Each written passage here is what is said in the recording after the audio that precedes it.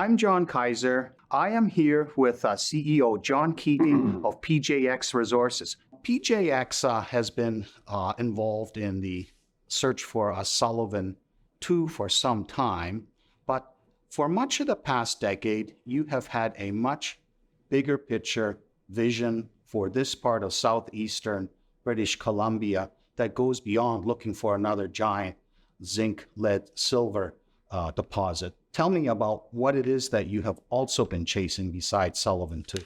Yes, John. When we started 13 years ago on this venture in the Cranbrook area, we started building a land package. So we have probably about 100% of the mineral rights to over 680 square kilometers. Why did we pick Cranbrook or the Sullivan Mining District? Is because big mineral deposits, world-class mineral deposits occur where you have major structures. And this part of the planet has two major structures intersecting one another that go deep into the planet. And those have been reactivated over time. So 1 billion years ago was when the Sullivan, or 1.5 billion was when the Sullivan was formed. And then only maybe 100 to maybe 60 million years ago, we have these intrusions coming in bringing copper gold. So we have an area there in the Cranbrook area where we have the Sullivan deposit, world-class base metal, lead, zinc, silver, and we have 65 kilometers of placer gold in the creeks. So there must be a source to that as well. So we have both possibilities for discovery. Now, there's nothing really in this area that's large scale and copper gold related. So are you looking for something more undercover, or why isn't there anything already there, such as what you're chasing? Oh, that's a good question. What we've learned through all of our exploration is that things were missed in the past. Remember, we were able to capitalize on 100 years of exploration by others. So probably 25 million or more in historical data. We've been infilling data gaps with new mapping, geophysics, technology that they didn't have in the past. And we're seeing things that they didn't see before.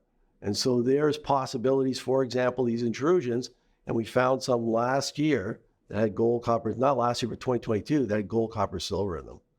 And now we found what are boulders of Sullivan-style grade and mineralization.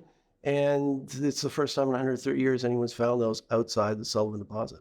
Now, last year you focused on the Dewdney Trail project, which is distinct from the other cluster of projects that you have to the west. And, yes, you keep your eyes open for Sullivan-2 type potential, but you were also really pursuing this more like porphyry or intrusion related system type target. How did your crew manage to turn this back into a Sullivan-2 hunt story? Yeah, serendipity. In 2022, they went in mapping this area. It's the first time we were able to get in and map because there was a big forest fire caused by lightning the year before. So they were able to go in here and they found these intrusions that had gold, copper, silver. We got the results in January 2023 that had, I think, the veins in these alkalic intrusions, like Snowline's alkalic intrusion, stacked veins. And the best was 6.9 grams gold, 447 grams silver, and 1.1% copper. So we said, wow, we've got intrusion-related gold, copper, silver. When they went out and mapped last summer in more detail, right, once we had the results, they realized that the intrusion wasn't a big plug coming up. It was a dike that's coming. It appears like if this is the slope of the mountain, the dike's coming up right beside it. So it's a very thin thing. It might be 30 meters. And we said, well, that's not going to make a deposit. In the meantime, at the bottom of the slope, the prospectors found these boulders of semi-massive, massive sulphide like the Sullivan. And now that's changed our whole thinking on what's going on. And now we believe that the big magnetic anomaly we have upslope from those boulders, and these are strongly magnetic, is right there, and the dike is masking what could be the deposit right underneath it. So that kind of answers a question that's been bothering me, because the Estella mine, they dragged about 100,000 tons of high-grade zinc, lead, silver mineralization from veins just across the valley from this slope. And so obviously everybody would have scoured the landscape and to see if there's the real thing, an exhalative system, not some vein system, right, that crossed through the stratigraphy. And what you're saying is that this dike, the way it was positioned and preserved by erosion, managed to hide something that should have been found 60 years ago? Yes, we Wow. believe that's the Wow. case. Now, you haven't found the source of where those boulders are spilling out. And these are like Right.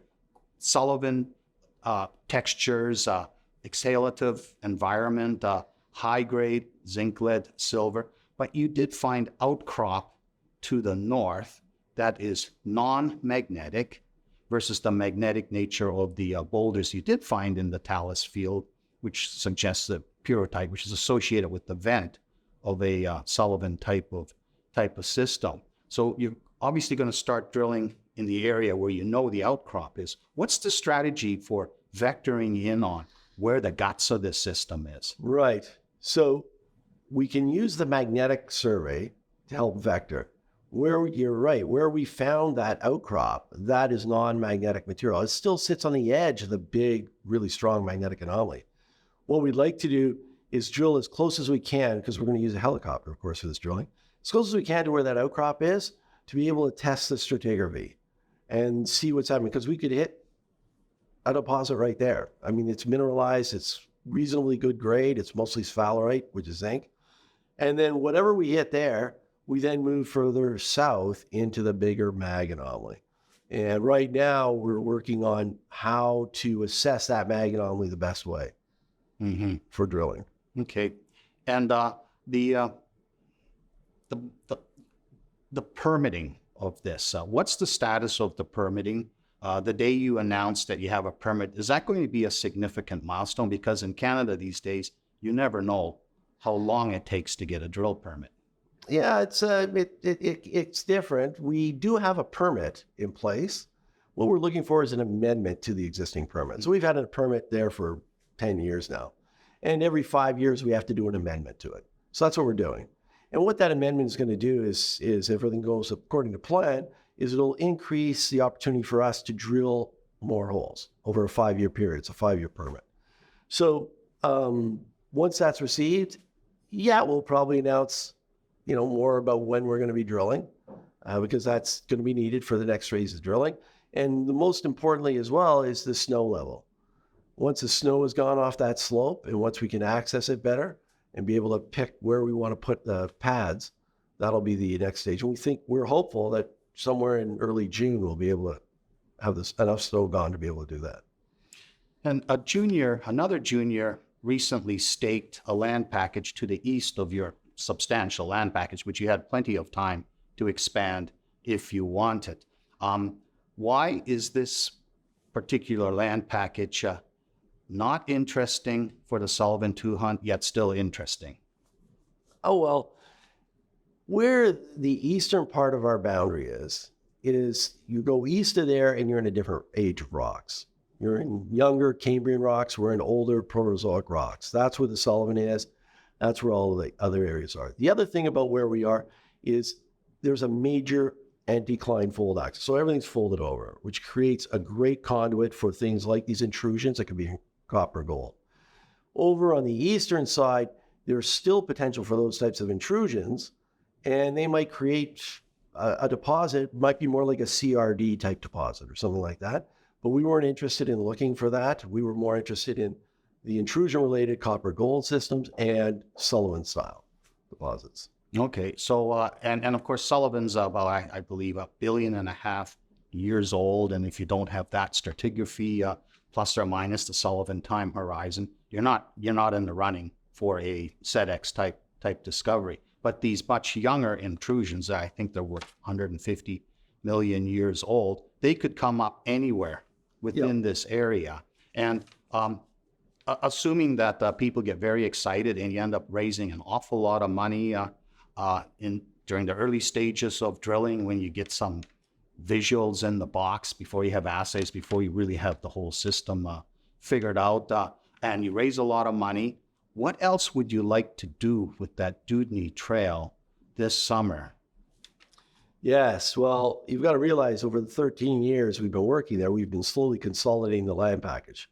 We only got the claims around the old historical Sullivan Mine 3 years ago when we did a deal with Imperial Metals. So now we have the rights to 100% mineral ownership of those claims. That's allowed us to do the airborne survey we flew, 895 line kilometers, huge survey, 100-meter space line, so really detailed. It can allow us to see near surface and at depth. At the same time, over that period, we've been consolidating historical data and also doing mapping and prospecting in our own sampling and filling data gaps. We've identified gold targets, really good gold targets in Tackle Creek, which is over the mountain from where these boulders are found. We have on the northern end, the Lewis Ridge target, which is another Sullivan-type possible target. Great geophysics suggests it's down 400, 800 meters. I have to drill deeper. We have these intrusions with copper, gold, silver related to alkalic, similar to possibly snowline. Some of those don't expose themselves to the surface. We'd have to drill down and test some of those. So we may look at doing some of those as well. But our objective is to focus on where this discovery is. We'll keep drilling there. And then if we raise, hopefully, much more money at a higher price, we then look at bringing in another drill to test these other targets. And one final question. Your exhibit table is loaded up with rocks. What is the reaction of geologists who walk by and sort of know their rocks when they see them? Yeah, it's phenomenal. When, especially geologists that have worked, or people, anyone that's worked at the Sullivan Mine, when they've been underground there, as soon as they walk up, they go, "Oh, you got Sullivan ore." That's Sullivan ore. And it's, I've seen the underground at the Sullivan back in the 80s. And yeah, now everybody says the same thing. It's amazing. And then when they see our geophysics and when they see the environment we're in, the geological environment, they're all going, "That's unbelievable. This hasn't been discovered before." And it's road accessible. The boulders are 200 meters from a road. Now, the Kootenai King, which was found a long time ago, is 5 kilometers or so to the south. Do those rocks look like your rocks?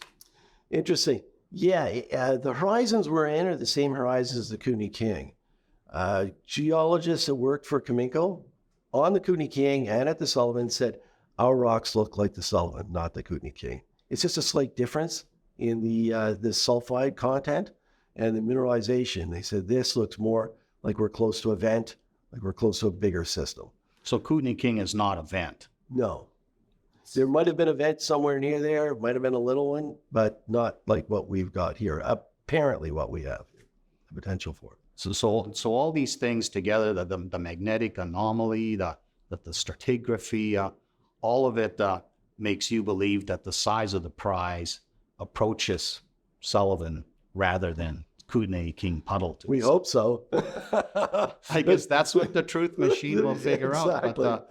But if you are able to drill other holes to test some of these deeper targets, that would certainly change the perception of that part of southeastern British Columbia and raise the importance of your other projects, Parker and those ones to the west. You're absolutely right.